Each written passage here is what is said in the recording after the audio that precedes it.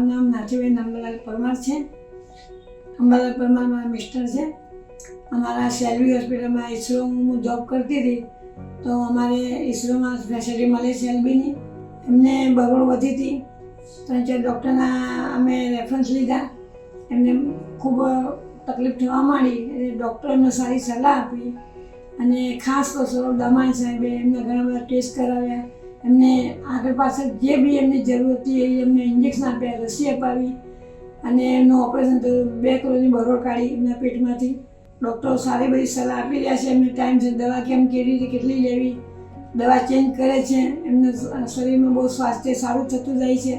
હવે એમનું ઓપરેશન એટલે કોઈ અમને તકલીફ નથી. અને જે દર્દી હતા પહેલાં એ બિન દર્દી થઈ ગયા છે, ત્યારે સારા થઈ રહ્યા છે.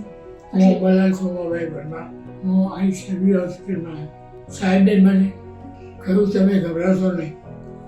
મારો કેસ કોઈ પણ સંજોગોમાં શક્ય નહોતો, પણ સાહેબે શક્ય કરી બતાવ્યું.